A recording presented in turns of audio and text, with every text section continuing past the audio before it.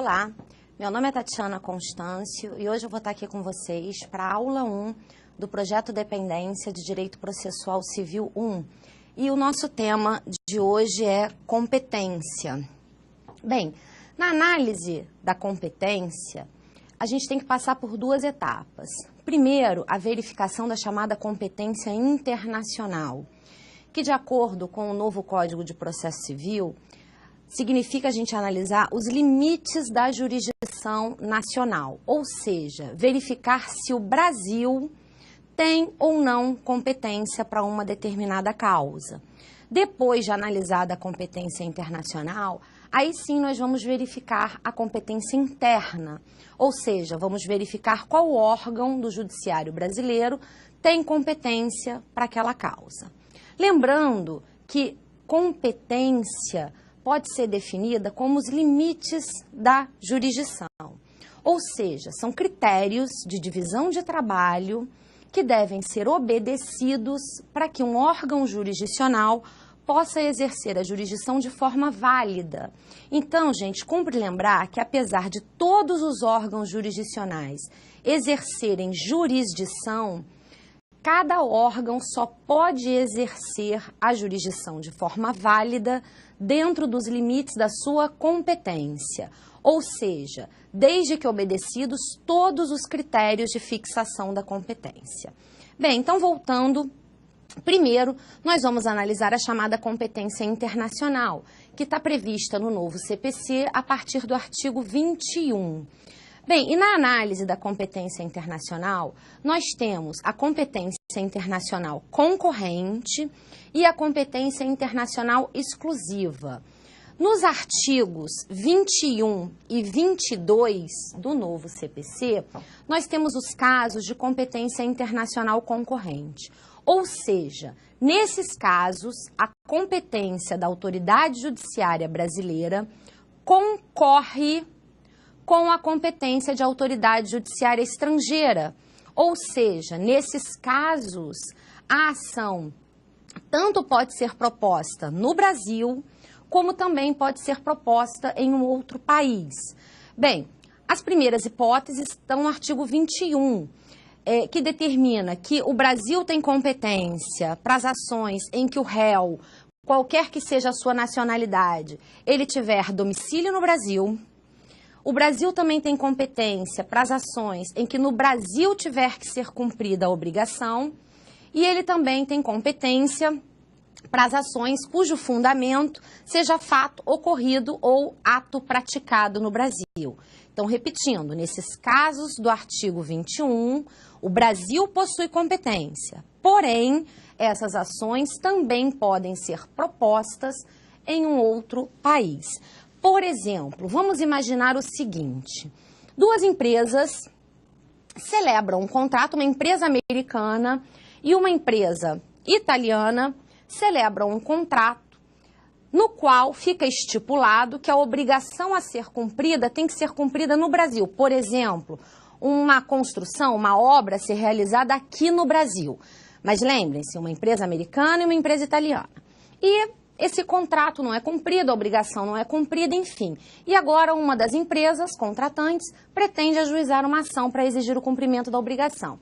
Essa ação pode ser proposta nos Estados Unidos, pode ser proposta na Itália, como também pode ser proposta no Brasil. Por quê? Porque, de acordo com o contrato, a obrigação tem que ser cumprida aqui no Brasil.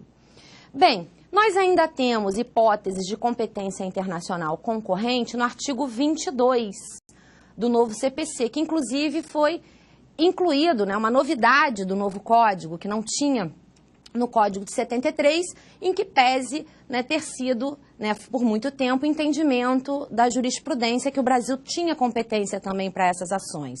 Então, compete ainda à autoridade judiciária brasileira processar e julgar as ações de alimentos. Quando que o Brasil possui competência para processar e julgar a ação de alimentos? Quando o credor tiver domicílio ou residência no Brasil, quando o réu mantiver vínculos no Brasil, tais como posse, propriedade de bens, recebimento de renda ou obtenção de benefícios econômicos, decorrentes de relações de consumo, quando o consumidor tiver domicílio ou residência no Brasil, e em que as partes expressa ou tacitamente se submeterem à jurisdição nacional. Então, nesses casos do artigo 22, o Brasil também possui competência para essas ações. No caso de alimentos, obviamente, é para facilitar, né, o acesso do alimentando, que é aquele que pede alimentos. Então, ainda que o alimentante, desculpem, que ele tenha residência e domicílio em outro país, ou ainda que ele seja de outra nacionalidade, se o credor, que é o alimentando, tiver domicílio no Brasil, o Brasil possui competência. E mais, também quando o réu tiver algum vínculo, né, com o Brasil, um vínculo econômico, tiver bens aqui no Brasil, o Brasil também tem competência. E nas relações de consumo também, em razão da hipossuficiência do consumidor. Bem, já no artigo 23, nós temos as hipóteses em que a competência do Brasil ela é exclusiva. Significa dizer que nesses casos do artigo 23, só o Brasil possui competência para as causas elencadas no artigo 23. Ou seja, a competência da autoridade judiciária brasileira exclui a competência de qualquer autoridade judiciária estrangeira. Ou seja, essas ações só podem ser propostas no Brasil. Nenhum outro país pode exercer jurisdição para as causas elencadas no artigo 23. Primeira hipótese, só o Brasil tem competência para as ações relativas a imóveis situados no Brasil. Então, se um imóvel está situado no Brasil e eu quero propor uma ação relativa a esse imóvel, só o Brasil possui competência. Então, por exemplo, né, um argentino possui uma casa em Búzios e um italiano quer propor uma ação reivindicatória em relação a essa casa de Búzios. A Itália não pode exercer jurisdição, bem como a Argentina também não pode exercer jurisdição. Uma vez que o imóvel está situado no Brasil, só o Brasil possui competência, pode exercer jurisdição nessa causa. E é importante frisar que nessa hipótese do inciso 1 do artigo 23, ele se aplica não só para as ações reais imobiliárias, mas também para as ações pessoais, né, que digam respeito a imóvel situado aqui no Brasil. Então, por exemplo, uma ação para anular uma doação de um imóvel é uma ação pessoal, né, não é uma ação real. Então, nesse caso, se o imóvel estiver situado aqui no Brasil, em que pese seja uma ação pessoal, o Brasil também é o único competente para essa ação. Então, é importante frisar que o inciso 1, ele se aplica tanto para as ações reais imobiliárias, como também para as ações pessoais. Então, qualquer ação relativa a imóvel situado aqui no Brasil. Inciso 2. Em matéria de sucessão hereditária, proceder à confirmação de testamento particular, inventário e partilha de bens situados aqui no Brasil, ainda que o autor da herança, ou seja, o falecido, seja de nacionalidade estrangeira ou tenha domicílio fora do território nacional.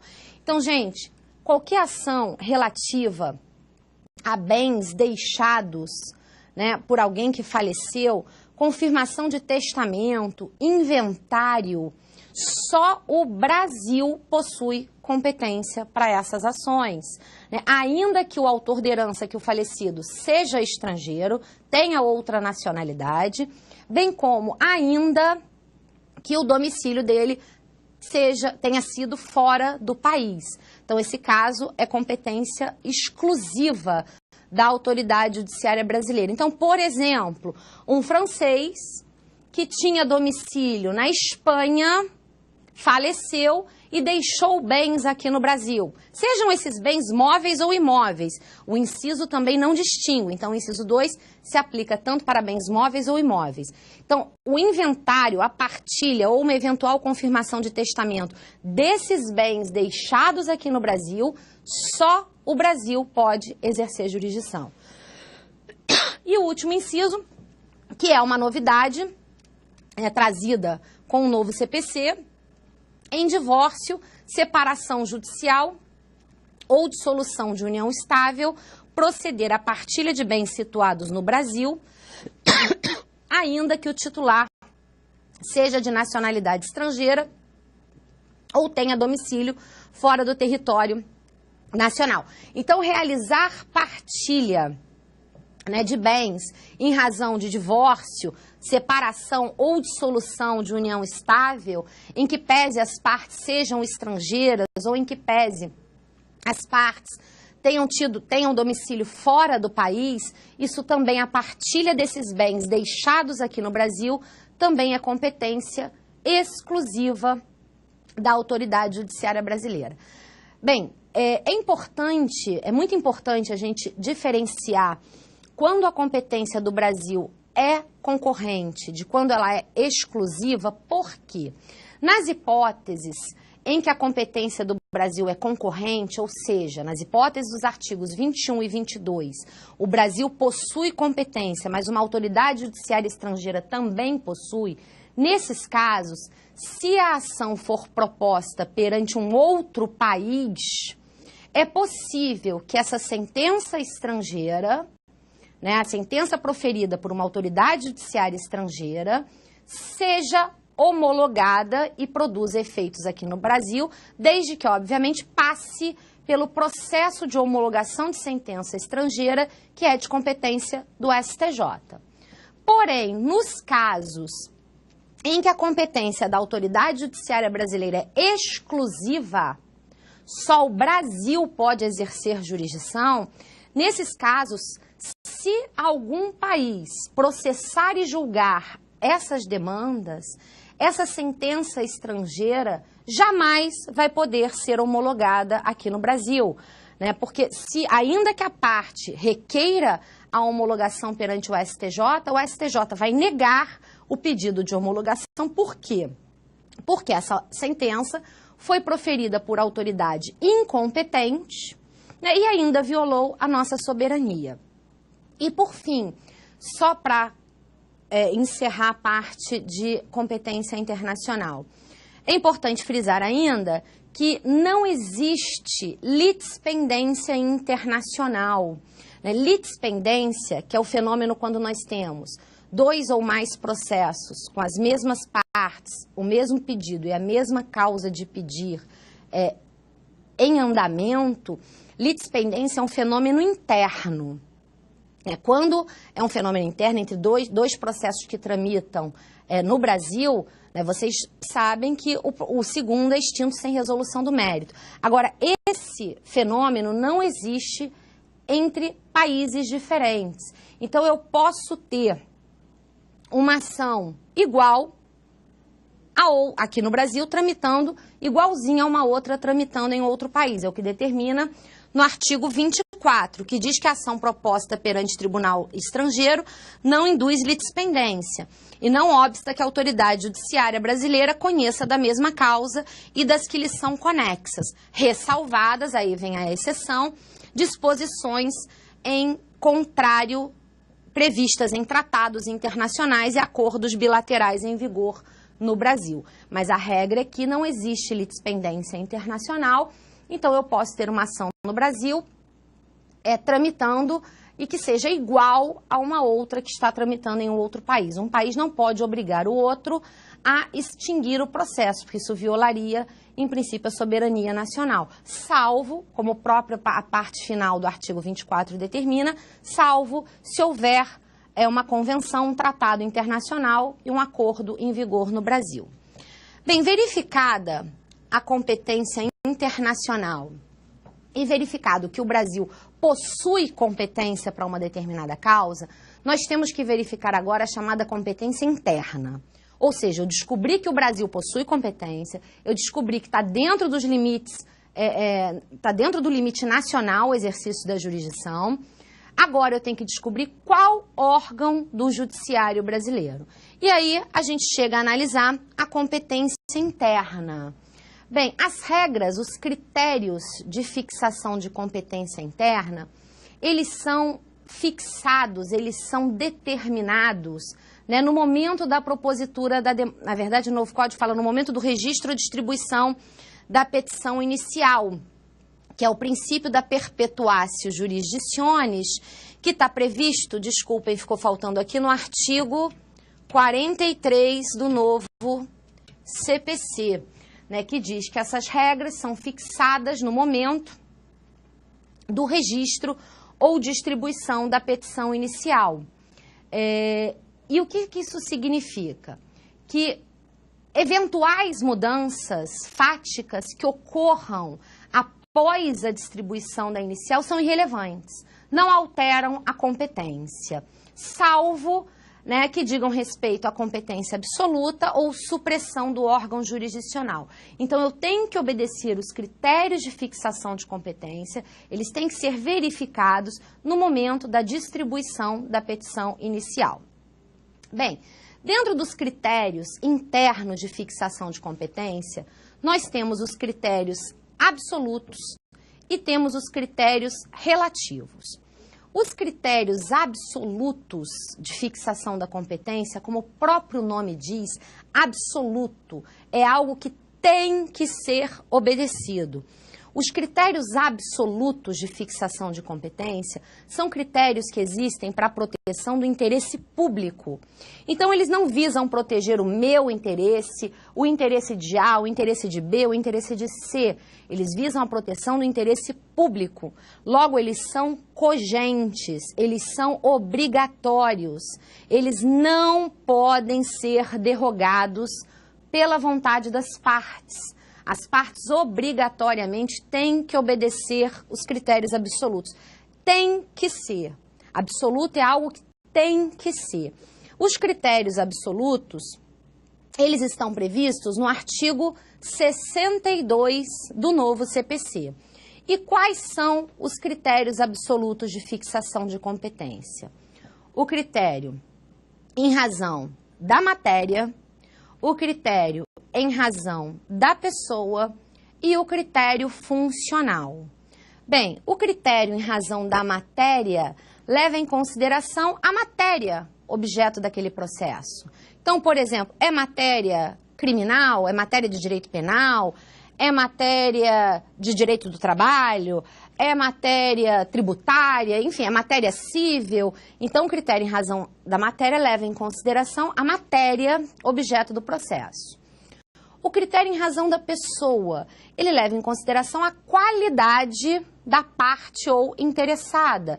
Então, por exemplo, ações em que sejam partes a União, autarquia federal, empresa pública federal, parte ou interessada, a competência da Justiça Federal.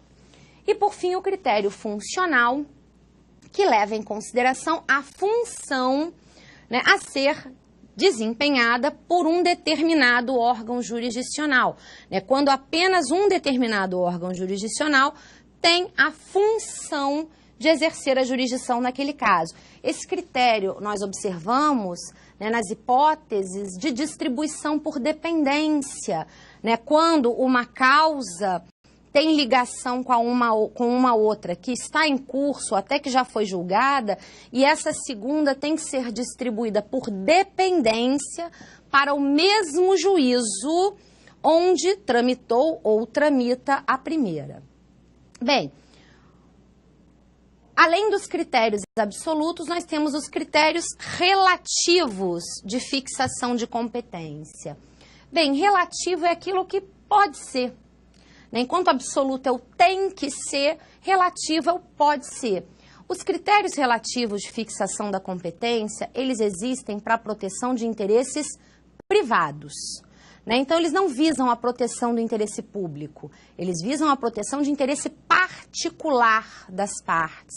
Eles existem para facilitar à vida das partes. Logo, as partes podem abrir mão, as partes podem derrogar, deixar de lado um critério relativo de fixação de competência. Bem, e quais são os critérios relativos de fixação de competência de acordo com o CPC, que estão no artigo 63? O critério em razão do valor da causa e o critério territorial. Então, esses são os dois critérios relativos de fixação de competência. Bem, a gente tem que tomar alguns cuidados, né, com os critérios relativos. Primeiro, em relação ao critério em razão do valor da causa, que leva em consideração o valor atribuído à causa. Toda causa tem que ter valor. Esse critério CPC, ele diz que esse critério existe, tá? Mas o CPC não se utiliza desse critério para fixar competência. Esse critério, ele é utilizado para fixação de competência nos juizados, que nós temos os juizados especiais cíveis estaduais, na Lei 9.099, temos os juizados federais, na Lei 10.259, e temos os juizados fazendários, na Lei 12.153. No caso dos juizados da Lei 9.099, né, que possuem competência para as causas cujo valor seja de até 40 salários mínimos, a competência dos juizados estaduais cíveis, a competência realmente é facultativa, ou seja, nessas hipóteses eu posso propor uma demanda perante um juizado ou não. Eu não sou obrigada, se eu quiser eu posso propor perante um juízo comum. Agora, o cuidado que vocês têm que tomar é que no que diz respeito aos juizados federais e aos juizados fazendários, né? Juizados federais têm competência para as causas que são propostas contra a União, autarquia federal, empresas públicas federais, respectivas autarquias, cujo valor seja de até 60 salários mínimos. Juizados fazendários contra estados, municípios, Distrito Federal e respectivas autarquias e empresas públicas, também até 60 salários mínimos. No caso dos juizados federais e dos juizados fazendários, a competência em razão do valor é absoluta. Ou seja, se no lugar existir juizado federal ou juizado fazendário, eu sou obrigada a propor a minha causa contra a União, a propor a minha causa contra o Estado perante um juizado federal ou perante um juizado fazendário, respectivamente, né, se o valor for de até 60 salários mínimos. Eu não posso optar pelo juízo comum, né, porque a lei determina, a Lei 10.259 e a Lei 12.153 determinam que nesses juizados o critério em razão do valor, ele é um critério absoluto. E ainda no que diz respeito ao critério territorial, né, agora voltando ao critério territorial, o critério territorial é o critério que vai determinar o foro, o lugar onde a demanda será proposta, né? Em qual lugar, em qual base territorial eu vou propor a minha demanda. Qual é o lugar competente? Qual é o foro competente? No caso da Justiça Estadual, esses foros são divididos por comarcas. No caso da Justiça Federal, são seções. E a regra relativa ao critério, as regras relativas ao critério territorial estão previstas a partir do artigo 46 do novo CPC, que traz o chamado foro geral, né? O foro, a regra geral, né, quanto à competência territorial. E, em regra, o foro competente para as ações pessoais e para as ações reais sobre bens móveis, nos termos do artigo 46, é o foro do domicílio do réu. Então, se eu vou propor uma ação, por exemplo, uma ação indenizatória em face de um réu que tem domicílio em Niterói, o foro competente é o foro da comarca de Niterói.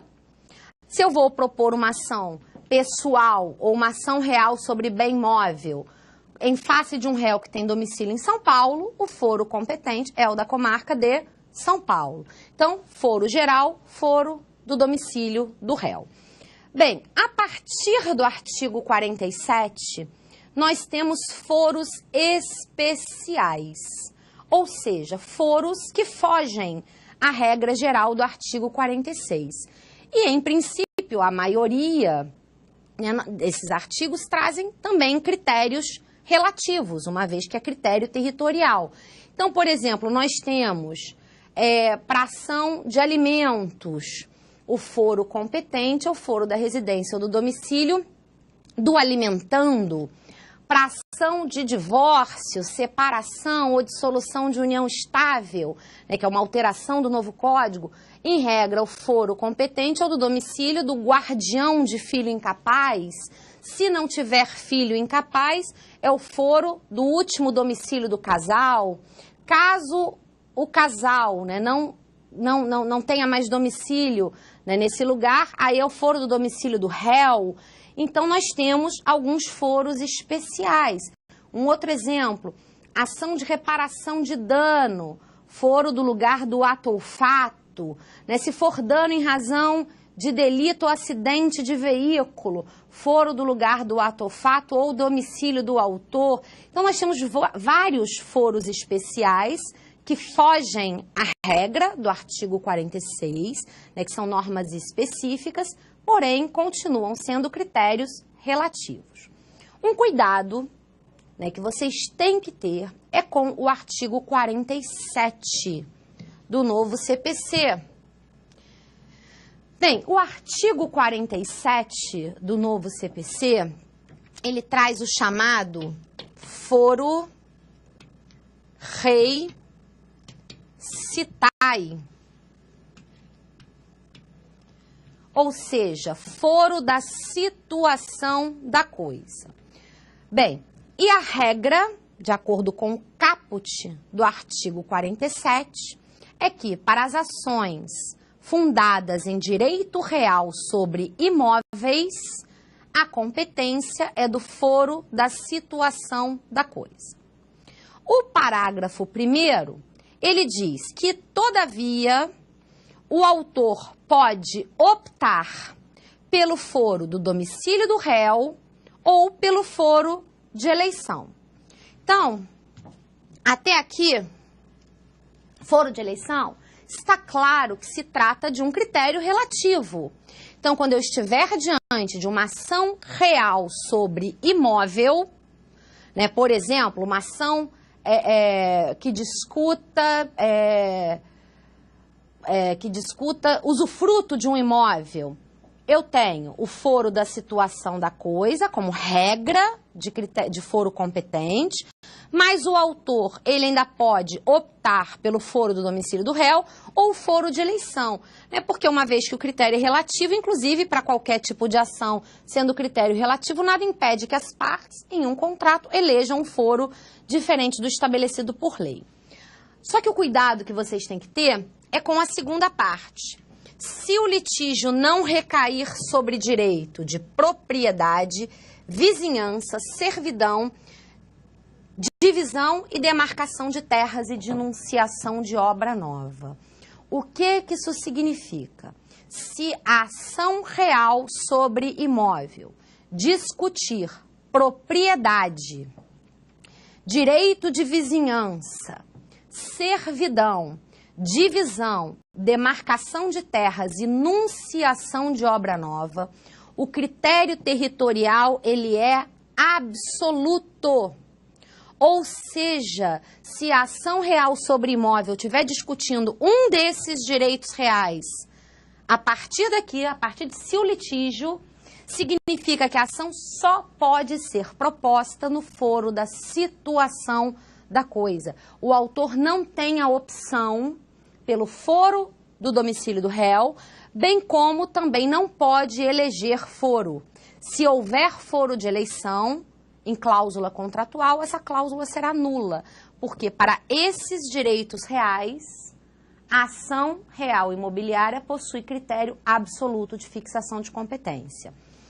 E ainda no parágrafo 2º, a ação possessória imobiliária será proposta no foro da situação da coisa, cujo juízo tem competência absoluta. Então, aqui mais uma exceção. Então, ação possessória de imóveis, reintegração de posse de imóvel, manutenção de posse de imóveis, interdito proibitório de imóveis, a competência, o critério territorial também é absoluto. Então, também só pode ser proposta no foro da situação da coisa. Então, gente, regra, ação real sobre imóvel, foro da situação da coisa, foro do domicílio do réu ou foro de eleição. Mas se essa ação real sobre imóvel discutir propriedade, direito de vizinhança, servidão, divisão e demarcação de terras, nunciação de obra nova, ou se for uma ação possessória de imóveis, só tem competência o foro da situação da coisa. E aí vocês podem estar se perguntando, tá, professora, mas então em quais os direitos reais em que o autor possui opção? Né, que ele pode propor no foro da situação da coisa, ou pode propor no domicílio do réu, ou ainda pode ter foro de eleição. Para todos os outros direitos reais, como, por exemplo, usufruto, direito de superfície. Aí, a gente tem que analisar pelo Código Civil. O artigo 1125 do Código Civil elenca quais são os direitos reais e, consequentemente, quais são as ações reais. Dentro desses do 47, que estão elencados na parte final do parágrafo 1º e no parágrafo 2º, o critério é absoluto. Para todos os outros, o critério é relativo. Bem, além desses critérios previstos no CPC, nos artigos 46 a 53, nós ainda temos critérios territoriais previstos em legislações extravagantes, né, como, por exemplo, no artigo 58, inciso 2 da Lei 8245, que determina o foro competente para as ações locatícias, né, que regra é o foro da situação da coisa, desde que não haja foro de eleição, portanto, critério relativo. Temos ainda o Código de Defesa do Consumidor, no artigo 101, inciso 1, que determina que o foro competente para as ações de responsabilidade civil em relações de consumo é o foro do consumidor. E, por fim, temos ainda o artigo 2º da Lei 7347, que é a Lei da Ação Civil Pública. E aqui, mais uma vez, no artigo 2º da Lei 7347, o critério territorial é absoluto. Né? Na ação civil pública, o foro competente para a ação civil pública é o foro do lugar onde ocorreu o dano. E o próprio artigo 2º diz que esse critério é absoluto. Agora, gente, como regra, critério territorial é critério relativo. Né? Então, em casos excepcionais, quando a lei determinar, aí sim nós teremos um critério territorial que pode excepcionalmente ser absoluto. Bem, todos esses critérios, né, os critérios absolutos, os critérios relativos, eles são utilizados para fixar competência interna. E na análise da competência interna, primeiro nós vimos se o Brasil tem ou não jurisdição, se o Brasil pode ou não exercer a jurisdição. Depois de verificar isso, a gente verifica a competência interna. E esses critérios que nós estudamos aqui, eles vão ser utilizados em 3 etapas, né, que nós temos que passar por elas. E a primeira etapa, a primeira pergunta que a gente tem que se fazer para verificar qual é o órgão jurisdicional competente, a primeira etapa é a gente verificar qual é a justiça competente. Então, a primeira pergunta que a gente tem que se fazer, qual é a justiça competente? É alguma justiça especial? Justiça do trabalho, justiça militar, justiça eleitoral? Ou é da justiça comum, que pode ser a federal ou que pode ser estadual? A competência de justiça é determinada pela Constituição. E a competência de justiça, de acordo com as normas constitucionais, a gente pode se utilizar do critério em razão da matéria ou do critério em razão da pessoa. Por exemplo, competência da justiça do trabalho, está lá no 114 da Constituição, o critério em razão da matéria. Competência da Justiça Federal, no inciso 1, 109, inciso 1 da Constituição, é em razão da pessoa.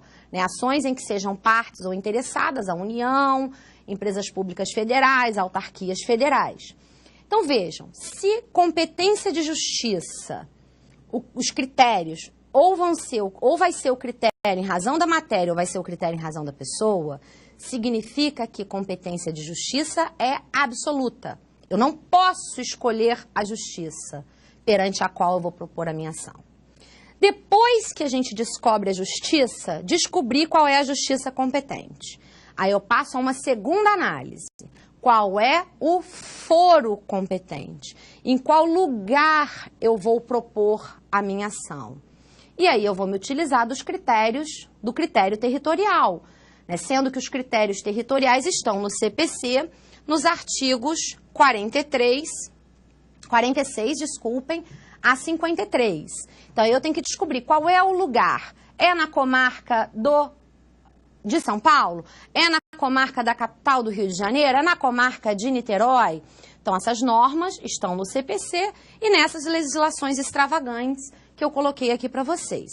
Em princípio, o critério territorial é relativo, tanto que o próprio CPC permite foro de eleição, salvo nessas hipóteses que nós acabamos de abordar, da parte final do parágrafo 1º, do parágrafo 2º e do artigo 2º da Lei 7347. Descobrir qual é o foro competente. Descobrir, por exemplo, que é na comarca X. Se nesse foro for uma comarca de juízo único, vara única, acabaram as minhas perguntas. Eu não tenho mais o que descobrir. É porque vara única é vara 1001 utilidades. Eu costumo brincar que é vara bombril. Tem competência para tudo.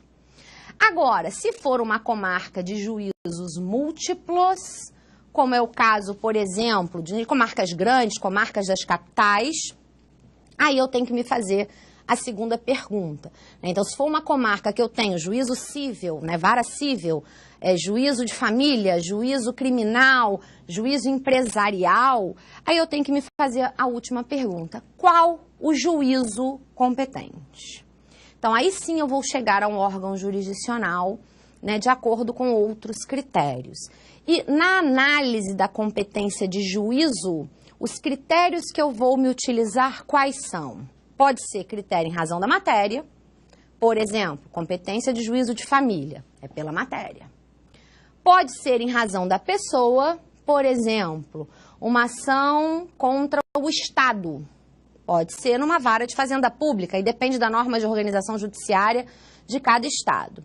Ou pode ser funcional, naqueles casos em que eu tenho que distribuir por dependência, por exemplo. Vejam, na competência de juízo, os critérios utilizados também são critérios absolutos. Então, eu também não posso escolher o juízo. As regras são de interesse público. Gente, quando os critérios de fixação de competência, eles são desrespeitados, nós vamos ter o vício da incompetência. Sendo que esse vício pode ser da incompetência absoluta ou de incompetência relativa. Incompetência absoluta, ela ocorre quando violado algum critério absoluto de fixação de competência. Então, quando for violado os critérios absolutos, um dos critérios absolutos, eu vou ter um vício de incompetência absoluta, que é um vício extremamente grave. Tanto que a incompetência absoluta, ela é reconhecível de ofício a qualquer tempo e em qualquer grau de jurisdição. Agora, o réu pode arguir, né, caso o magistrado não tenha reconhecido de ofício, o réu pode arguir como preliminar de contestação. Mas, caso ele não argua, nesse momento oportuno, ele pode arguir depois por uma simples petição, porque o vício da incompetência absoluta pode ser arguído a qualquer tempo. Já a incompetência relativa é um vício menos grave, né? Porque o interesse que está em jogo é o interesse particular. Então, porque uma vez que foi desrespeitado algum critério relativo de fixação de competência. Sendo assim, a incompetência relativa, ela não pode ser reconhecida de ofício e ela não pode ser arguída a qualquer tempo. A incompetência relativa só pode ser arguída pelo réu na contestação, né, em preliminar de contestação, que tem que ser oferecida dentro do prazo legal, que é o prazo de 15 dias. Se por um acaso a incompetência relativa não for arguída dentro do prazo, ocorre o fenômeno da prorrogação de competência, que está prevista aqui no artigo 65 do novo CPC. O que significa o fenômeno da prorrogação de competência? Que uma vez que o réu não arguiu a incompetência relativa, né, no meio adequado, em preliminar de contestação, e que não foi dentro do prazo legal, um juízo que era relativamente incompetente, ele se torna competente. Então, atenção, que enquanto a incompetência absoluta pode ser reconhecida de ofício e arguída a qualquer tempo, a incompetência relativa não pode ser reconhecida de ofício e não pode ser arguída a qualquer tempo. Ela tem que ser arguída na contestação e dentro do prazo de 15 dias. E para a gente encerrar a nossa aula de hoje, vamos falar das causas legais de modificação de competência, né, que são fenômenos que podem ocorrer e modificar uma competência relativa, nos termos do artigo 54 do novo CPC. Bem, a partir do artigo 54, nós temos então as duas causas legais de modificação de competência, que são dois fenômenos. Conexão, que está definida no artigo 55, e continência, que está definida no artigo 56. São dois fenômenos de ligação entre dois ou mais processos, né? Conexão é quando nós temos dois ou mais processos com o mesmo pedido ou com a mesma causa de pedir. Atenção que a conjunção aqui é ou, tá? Não é e, é ou. Então, para que eu tenha conexão, eu tenho que ter dois ou mais processos com o mesmo pedido ou com a mesma causa de pedir. Já a continência exige e. Para que eu tenha continência, eu tenho que ter dois ou mais processos com as mesmas partes, com a mesma causa de pedir, e o pedido de uma, por ser mais amplo, abrange o da outra. Então, vou ter uma ação com um pedido maior e uma ação com um pedido menor que está contido nesse maior. Bem, nos casos, né, nós temos uma novidade aqui no novo CPC, que, em princípio, nos casos de conexão ou continência, se os processos estiverem separados, eles, havendo risco de decisão contraditória, eles devem ser reunidos para julgamento simultâneo. Mas uma novidade que o legislador trouxe foi a possibilidade de extinção em alguns casos de continência, que está prevista aqui no artigo 57, que diz que quando houver continência e a ação continente tiver sido proposta anteriormente, no processo relativo à ação contida, será proferida sentença sem resolução do mérito. Caso contrário, as ações necessariamente serão reunidas. Processo continente é o processo que tem o pedido maior. Processo contido é o que tem o pedido menor. Então, se a ação continente foi proposta primeiro e depois foi proposta a ação contida, a ação que tem o pedido menor, essa ação contida será extinta sem resolução do mérito. Caso contrário, os processos serão reunidos. Bem como os processos serão reunidos em casos de conexão, né, havendo risco de decisões contraditórias. Agora, onde esses processos serão reunidos?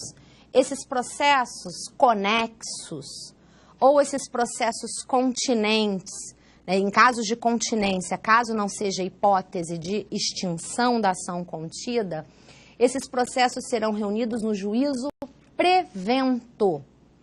Né, juízo prevento é aquele que se tornou concretamente competente diante de outros que, em tese, também teriam competência. E quem é o juízo prevento? O novo CPC veio para facilitar muito, né? No antigo era uma discussão, tinham normas, tinham regrinhas diferentes. O novo CPC, ele diz que o juízo prevento é aquele para o qual foi primeiro registrada ou distribuída a petição inicial. Então, o que torna um juízo prevento é o registro ou distribuição da petição inicial. Então, tem que ver a data da distribuição da petição inicial. Então, se eu tenho um processo na 4ª Vara Cível daqui do Rio e eu tenho um processo na 2ª Vara Cível de São Paulo, prevento aquele para o qual foi primeiro distribuída a petição inicial. E é para onde os processos, o outro processo deve ser remetido, onde eles serão reunidos para serem julgados simultaneamente.